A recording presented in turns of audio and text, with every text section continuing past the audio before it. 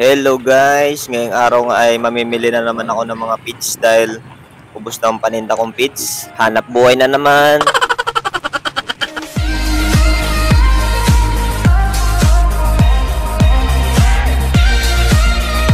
Ngayong araw pala ay mamimili rin ako ng mga seeds dahil may mga kulang na nagulay sa mga tinda ko. Nagtinda na rin pala ako ng mga pabango at mga sabon dahil may mga naghahanap rin ito ng mga tao. Sayang pa yung kunting tubo dito kapag hindi natin ititinda yung mga hinahanap ng customer natin. Ayun, nagtinda na rin ako ng mga langis. Marami kasi dito naghahanap nakaraan. Ayun, binintahan ko na.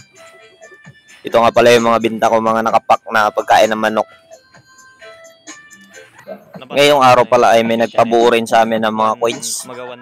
Ang negosyo pala ng nagpabuo nito ay piso wifi. Sa lugar pala namin ay napakahirap ng barya kaya maswerte ngayong araw dahil may nagpabuo ng coins. May pambarya na naman kami. Isa to sa mga pangunahing problema sa mga tindahan, yung barya. 1, 2, 3, 4, 5, 6, 7, 8, 9, 10, 11, 12, 13, 14, 15, 19, 20, 21, 22, 23, 24, 25. Tama? Tapos ito ay 170. 10, 20, 30, 40, 50, 60, 70, 80, 90, 100. 10, 20, 30, 40, 50, 60, 70. Bali, 2,670 babayaran ko.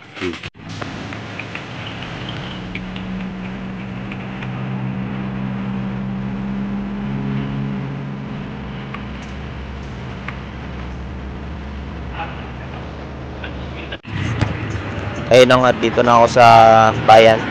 Mamimili rin pala kami ng mga plastic dahil kunti na lang yung mga plastic na panggamit namin. Dito nga pala kami bumibili ng mga plastic. Kumpleto pala dito sa tindahan nito. Nag-wholesale at nagre-retail rin pala sila dito ng kung ano-ano, mga sibuyas, bawang, itlog. Yan, kumpleto yan lahat dyan. Ito nga pala yung mga pinamili na namin. Yung mga eco bag, mga baso. Dito sa amin ay pinagbabawal na palang ang paggamit ng sandubag. May multa na kasi ito. Kaya ako yung ginagamit ko sa bigasan ko ay roll bag na lang na plastic. Yun pwede yun siya, hindi siya pinagbabawal. Size ng roll bag na binili ko ay 12 by 18 at 10 by 14. Ayun, at nandito na nga kami sa Palawan Poultry. Dito pala kami namimili dahil may discount kami dito. Wholesale na yung bigay nila sa mga presyo na tinitinda nila. Ito nga pala yung mga stock nila ngayon. Ngayong araw pala ay tumaas yung mga binta nilang mga GMP 1 hanggang 4. Tumaas na naman yung puhunan. Kaya mag-a-adjust na naman tayo ng presyo nito. Kaya kung nagpaplano kang magtayo ng bigasan ay huwag mong kalimutang magtinda rin ng mga pagkain ng manok dahil isa rin sa mga pangunahing hinahanap ng mga customer. Hindi mo kailangan ng malaking puhunan dito sa mga pagkain ng manok at pagkain ng baboy. Kahit pa konti-konti lang. Tapos pag naubos, bili ka na naman ng bago. Ganun lang yung diskarte dito.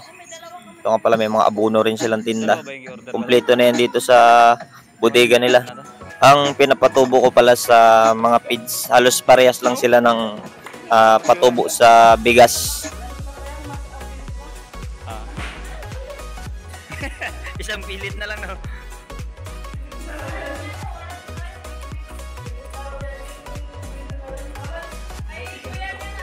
Kay Kuya na. Tanungin mo yung brother doon kung may pick up. Brother.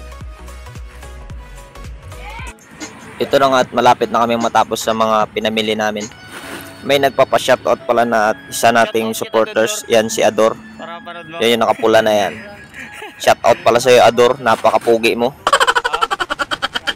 So pag mamimili ka ng mga pagkain ng manok, huwag nyong kakalimutan bumili ng mga inerto na yan. Dapat kumpleto yan kasi yan ang isa sa mga hinahanap ng mga customer. Mabinta yan siya. Pumunta rin pala kami sa bodega ng Pelmico dahil may naghahanap rin ng mga Gallimax 2 Plus na yan. Bag eh. Yung mga babayarin mo na yung customer mo. Tapos, sa charge mo lang kayo, 5 piso. Ay wala ka ng tubo. Basta Yan nga at magaling makisama yung may-ari ng bodega dito. Palakwento siya sa mga customer niya kaya binabalik-balikan siya. Isa yun sa sikreto kapag may tindahan ka, huwag kang maging masungit para hindi ka mawala ng customer. Isa yan sa dapat ugaliin mo kapag may-ari ka ng isang tindahan. Kahit ako kapag bumibili ako sa ibang tindahan, ayaw ko yung suplado na bantay. Umaalis na lang ako pag ganun yung bantay. Ayun at dito na kami sa tindahan ng kuya ko. Hinati na namin yung mga pinamili.